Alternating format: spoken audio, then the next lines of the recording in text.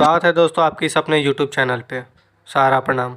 अगर आप सारा इंडिया के सदस्य हैं या सारा इंडिया में पैसा इन्वेस्ट किए हैं या सारा इंडिया से रिलेटेड न्यूज़ जानना चाहते हैं तो इस चैनल को सब्सक्राइब जरूर करें। यहाँ पे मैं सारा इंडिया से रिलेटेड हर एक छोटी बड़ी खबर को विस्तार रूप से इस चैनल के माध्यम से आप सभी के पास पहुँचाता हूँ। जैसा कि हम सभी जानते हैं कि सारा इंडिया परिवार अपने निवेशकों का भुगतान समय पर नहीं कर रहा है। इसी को लेकर पूजनीय सहारा श्री जी अपने निवेशकों को वीडियो कॉन्फ्रेंस के माध्यम से बातें किए। तो आइए जानते हैं इनकी बातें इन्हीं की जुबानी। मेरे सम्मानित निवेशकर्ता साथीगण, सर्वप्रथम मैं ये कामना करता हूँ, ईश्वर से प्रार्थना करता हूँ कि कोरोना महामारी के इस दूसरे कठिन दौर में आपका जीवन पूर्णतः सुरक्षित रहे और आप सपरिवार स्वस्थ रहे। हमारा और आपका 43 वर्षों का लंबा साथ है। आपके साथ हमारे रिश्ते केवल व्यवसाय के ही नहीं है, बल्कि पारस्परिक विश्वास और भावनाओं के भी हैं। हमने आप निवेशकर्ता साथियों के हितों को हमेशा सर्वोच्च प्राथमिकता दी है। ये हमेशा चाहते रहें कि आपका देय भुगतान समय पर हो, जैसा कि हम करते भी रहे हैं। आपको किसी तरह की कठिनाई का सामना न करना पड़े, लेकिन पूरा सदाशयता के बावजूद कभी कभी हालात काबू से बाहर हो जाते हैं और हम कुछ नहीं कर पाते। मैंने दिसंबर 2020 में कहा था कि 31 मार्च 2021 तक हम विजयी होंगे, यानी अपनी व्यवस्थाओं को दुरुस्त कर देंगे, जिससे आप साथियों को पुनर्भुगतान करने की प्रक्रिया को तेज गति से आगे बढ़ा सकेंगे। लेकिन ऐसा नहीं हुआ। हम मान के चल रहे थे कि कोरोना की पहली लहर का जो प्रभाव था वो समाप्त हो जाएगा और हमारी व्यावसायिक गतिविधियों फिर से रफ्तार पकड़ लेगी। अपने इस अनुमान के आधार पर हम अपनी सारी व्यावसायिक योजनाएं इस तरह आगे बढ़ाई थी ताकि हम आप साथियों का भुगतान जल्दी से जल्दी कर सके, मगर यह संभव नहीं हुआ। और आज 31 मार्च के बाद मैं दोषी होने के कटघरे में खड़ा हूं, लेकिन मैं पूरी तरह सोच समझ कर कहना चाहता हूं कि मैं और संस्था का प्रबंधक इसके लिए जिम्मेदार नहीं है। हम दोषी नहीं हैं, हमसे कतई कोई गलती नहीं हुई है। आप इस बात को जरूर समझेंगे और मानेंगे जब आप मेरे सभी बातों को सुन लेंगे। दरअसल हम ये अनुमान नहीं लगा सके, हम नहीं, दुनिया भर में कोई भी अनुमान नहीं लगा सका कि कोरोना महामारी की दूसरी लहर इतनी भयावह होगी और हमारी सारी योजनाओं को बुरी तरह से ध्वस्त कर देगी। दूसरी मार अमेरिका में करीब नवंबर 2020 से शुरू हुई। अगर भयावह कोरोना की ये दूसरी मार नहीं पड़ती तो न केवल अपनी व्यावसायिक योजनाओं को हम बहुत आगे बढ़ा चुके होते हैं, बल्कि अपने निवेशक साथियों को भुगतान करने की प्रक्रिया को भी पूरा कर रहे होते। यहां यह बताना जरूरी है कि हमारे सारे के सारे 8 व्यावसायिक स्रोत विदेश से जुड़े हुए हैं। हर वो देश जिससे हम व्यवसाय कर रहे हैं कोरोना की चपेट में आ गया, उसके साथ जो सहज व्यावसायिक गतिविधियों आगे बढ़ रही थी वो सब बाधित हो गई। मेरा कहने का तात्पर्य यह है कि कोरोना की मार ने हमें बुरी तरह परेशान कर दिया। अमेरिका एवं कई अन्य देशों में कोरोना की दूसरी खतरनाक लहर आने पर दीर्घकालिक लॉकडाउन हो गया। सारी व्यावसायिक गतिविधियां ठप हो गई, तमाम प्रगति रुक गई। कुछ अन्य देश जहां से हमारा काम हो रहा है वहां लॉकडाउन तो हट गया, मगर अब वहां से कोई हिंदुस्तान नहीं आना चाह रहा है, क्योंकि हिंदुस्तान में कोरोना का बहुत बुरा हाल है। मैं बताना चाहता हूं कि हमारे बहुत से बनते हुए काम भी छोटे बड़े विघ्न बाधाओं से रुक जा रहे हैं। ये विघ्न बाधाएं प्रत्यक्ष या परोक्ष रूप से मुख्यतः कोरोना के कारण ही पैदा हो रही है। यानी विघ्न बाधाओं का कारण किसी न किसी रूप में कोरोना से ही जुड़ा हुआ है। पिछले महीनों में हमारे सामने कैसे कैसी परिस्थितियां पैदा हुई, इसकी एक छोटी सी तस्वीर आपके समझ रख रहा हूं। एक मामले में विदेश से एक 14,700 करोड़ रुपए की राशि सहारा के लिए भारत आ चुकी है, मगर एक बहुत ही छोटे मसले पर मुंबई के एक निचली अदालत में मामला फंस गया है बिना मतलब के।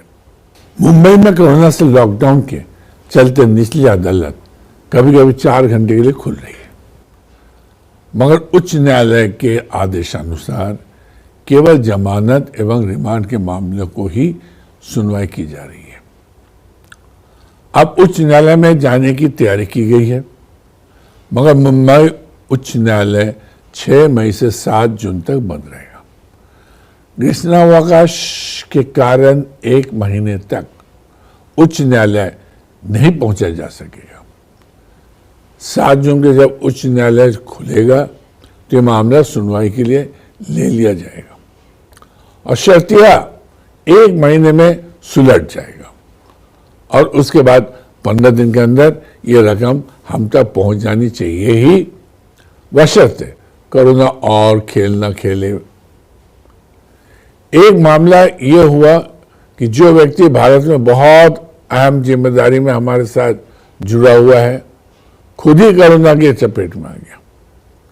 जब उसकी हालत बहुत गंभीर हो गई तो उसे करीब 25 दिन पूर्णतः काम से अलग होना पड़ा। हमारा सारा काम रुक गया। एक और केस में एक खास व्यक्ति को अंतिम जांच के लिए हम तक पहुंचना था, मगर उनकी मां करीब 20 दिन आईसीयू में रही कोरोना बीमारी के साथ और उसके बाद कुछ दिन आईसीयू से बाहर अस्पताल में रही और तब तक वो व्यक्ति कहीं निकला नहीं, हम तक पहुंचा नहीं। खैर, ये स्वाभाविक था, मगर हमारा काम बुरी तरह से बाधित हो गया। इस बीच ऐसा भी हुआ कि बड़ी मात्रा में एक टेस्टिंग केमिकल हम तक पहुंचना था, बहुत आवश्यक था, मगर अमेरिका एवं जर्मनी में लॉकडाउन के चलते करीब 1.5 महीने सामान नहीं पहुंचा और सभी काम रुके रहे। इस तरह करीब 4 महीने से एक खास व्यावसायिक स्रोत इजराइल सरकार के साथ फंसा हुआ है। कभी वहां से कोई नहीं आ पा रहा था और कभी यहां से कोई नहीं जा पा रहा था। एक बार तो सब इकट्ठे भी हो गए, मगर कुछ जरूरी सामग्रियां फंस गई जो वहां से लॉकडाउन के चलते समय पर नहीं आ पाई और संबंधित व्यक्ति को वापस लौटना पड़ा। इस व्यावसायिक स्रोत से हमें 70,000 करोड़ रुपए पाने हैं। और तो और अभी हाल ही में अमेरिका के साथ जो व्यावसायिक सौदा होना था वो रुक गया। कुछ अमेरिकन साथियों को भारत आकर इस व्यावसायिक मामले को अंतिम रूप देना था, मगर ये अमेरिकन साथी अब नहीं आएंगे, क्योंकि यह आने के बाद वो लौट नहीं पाएंगे, क्योंकि अमेरिका ने 4 मई से भारत से लोगों के जाने पर रोक लगा दिया। ऐसे और भी व्यावसायिक स्रोतों पर काम हो रहा है, लेकिन कोरोना के कारण लगातार विघ्न बाधाएं आ रही हैं। 8 व्यावसायिक स्रोत पर हम कार्य कर रहे हैं। 8 स्रोतों का संयुक्त टर्नओवर लाखों करोड़ रुपए में है। मैं आपको बताना चाहता हूं और आप मेरी बात को जरूर मान लीजिएगा कि ऐसी ही छोटी बड़ी 50 विघ्न बाधाओं ने हमें महीनों से परेशान कर रखा है। सब कुछ समय की बात है। बहुत कुछ होते हुए भी हमारे साथ हाथ में नहीं होता। ग्रह नक्षत्र भी अपना खेल खेलते हैं।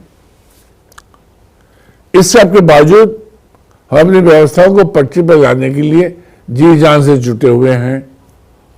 वर्तमान में सारी बाधा विघ्न एवं सारी परिस्थितियों को देखते हुए तथा व्यावसायिक कारोबार प्रगति को देखते हुए मैं अपने पुराने अनुभव के आधार पर आश्वस्त होकर, निश्चिंत होकर कह रहा हूं कि स्थितियां सकारात्मक दिशा लेगी और ज्यादा से ज्यादा जुलाई, अगस्त, सितंबर के अंदर ही अधिक से अधिक विलंबित भुगतान ब्याज के साथ हो जाएंगे। परंतु इस निश्चिंतता के साथ कि कोरोना दुनिया में, खासकर अमेरिका, भारतवर्ष में और कुछ देशों में फिर से विकराल रूप न धारण करें। आप सभी की शुभकामनाएं एवं ऊपर वाले के आशीर्वाद रहा तो जुलाई, अगस्त, सितंबर के अंतर्गत 100% विलंबित भुगतान हो सकता है। आप मेरे इस विश्वास को हमेशा याद करेंगे कि हम विलंबित ब्याज सहित शीघ्र ही भुगतान करेंगे। आपने बहुत तकलीफ उठाई है और अभी भी बहुत तकलीफ में है। मार्च तक तकलीफ दूर हो जानी चाहिए थी मगर नहीं हुई। मैं दोष किसी का नहीं है, मुख्यतः कोरोना की अप्रत्याशित परिस्थिति ने हमें परेशान कर रखा है। सारे भुगतान ब्याज के साथ हमें ही करने हैं। हम कटिबद्ध हैं और इस बात में कोई शक शुबा नहीं है। मुझसे एक प्रश्न बहुत पूछा जा रहा है कि सारा सेबी अकाउंट में करीब रुपया 24,000 करोड़ जमा है, उसका क्या हो रहा है? जबकि सेबी पिछले 8 वर्षों में केवल 107 करोड़ का ही भुगतान कर सका है। यहां यह भी कहना है कि सेबी के द्वारा 4 बार पूरे भारतवर्ष के 150 अखबारों में इश्तिहार देकर लोगों से अपने भुगतान की मांग करने हेतु आग्रह किया गया, जिसके सापेक्ष मात्र 107 करोड़ का ही भुगतान कर पाया। और माननीय सुप्रीम कोर्ट के निर्देश की अनदेखी कर सेबी द्वारा बिना सत्यापन कार्य पूरा किए, बिना अंतिम इश्तिहार दिनांक 26/3/2018 के द्वारा निवेशकों को यह अंतिम मौका दिया गया कि जो निवेशक अपना आवेदन दिनांक 2/7/18 तक सेबी को करेंगे उन्हीं का भुगतान सेबी करेगा। आखिर ये भुगतान सारे के द्वारा पूर्व में ही किया जा चुका है ना, अतः ये डबल पेमेंट का मामला है। माननीय सुप्रीम कोर्ट के आदेश के मुताबिक 24,000 करोड़ की ये रकम सहारा में ही वापस आनी है और हम ये मानते हैं कि कुछ शेष राशि और जमा करने की जरूरत नहीं है। कारण जब आवेदन प्रोसेस ही नहीं होंगे तो फिर पैसों की जरूरत नहीं हो सकती है। लेकिन ये दुर्भाग्यपूर्ण स्थिति है कि पिछले 14 महीने से हमें माननीय सुप्रीम कोर्ट में कोई तारीख ही नहीं मिली, जबकि हमारे काफी सारे एप्लीकेशन फंड डिमांड के साथ लंबित है। यहां भी तारीख ना मिलने का मुख्य कारण कोरोना ही है। आप सभी को यह भी अवगत कराना है कि संस्था के पास देनदारी के सापेक्ष 3 गुना परिसंपत्तियां है और आमतौर पर यह भी सुनने में आता है कि लोग कहते हैं कि इतनी संपत्तियां हैं तो इन्हें बेचकर रुपया क्यों नहीं उठाया जा रहा है। इसके संबंध में स्पष्ट करना है कि हमारी संपत्तियां बड़े आकार की है, जिसकी वजह से इसकी सही और बड़ा खरीदार नहीं मिल रहा है, खासकर कोरोना के वित्तीय परिस्थिति की वजह से। यदि मिल भी रहा है तो भुगतान को 2-3 साल में करने की शर्तों के साथ हमारी संपत्तियों को 1/4 1/3 दाम में खरीदना चाह रहा है। व्यावसायिक कुशलता तो यही कहती है कि जो हमारी संपत्तियां हैं उसे डेवलप करके टुकड़े टुकड़े में बेचा जाए तो उसमें अपनी प्रॉपर्टी का एप्रिशिएटेड वैल्यू मिलता है। और रियल एस्टेट में, जमीनों में इसलिए पैसा लगाया जाता है कि उस जमीन का डेवलपमेंट कर उसे प्लाटिंग अथवा कंस्ट्रक्शन कर अलग अलग व्यक्तियों को बेचा जाए। जिससे ज्यादा से ज्यादा मुनाफा कमाया जा सके। जैसे एम्बी वैली में करीब 10,000 एकड़ जमीन है। यदि इसे हम डेवलप करते हुए घर बनाकर बेचा जाता है तो उससे जमीन के दाम के सापेक्ष सिर्फ मुनाफा ही 4 गुना से अधिक प्राप्त होगा। यहाँ यह भी बताना जरूरी है कि अगर इतने सस्ते में अपनी संपत्तियों को बेच देंगे तो निकट भविष्य में अपनी देनदारियों का भुगतान पूरे तौर पर नहीं हो पाएंगे। साथ ही बेचने से कोई फायदा संभावित निवेशकर्ताओं को नहीं होगा, क्योंकि माननीय सुप्रीम कोर्ट के द्वारा लगाए गए एम्बार्गो, जिसके तहत हमें इन संपत्तियों को बेचने से प्राप्त होने वाली संपूर्ण धनराशि को सहारा सेवी अकाउंट में जमा करना होगा और इस प्रकार सम्मानित निवेशकर्ताओं को 1 रुपये तक का भुगतान नहीं हो पाएगा। इसके अलावा आपको मुझसे कोई भी प्रश्न हो तो उसे सहारा के किसी भी फील्ड प्रबंधक को दे दें और वो कार्यकर्ता आगामी मीटिंग के दौरान मुझसे उन प्रश्नों को पूछकर आपका जवाब आप तक पहुंचाएंगे। अपनी बात समाप्त करने से पहले मैं आप सबसे एक अनुरोध अवश्य करना चाह रहा हूं कि इस दौर में कतई लापरवाही ना बरतें। कोरोना की दूसरी लहर पहली लहर की तुलना में बहुत ज्यादा खतरनाक और मारक है। विशेषज्ञ बता रहे हैं कि हवा के जरिए भी संक्रमण फैल रहा है। ऐसे सूरत में सुरक्षा संबंधी हर उपाय अपनाने और पूरी सावधानी बरतने की जरूरत है।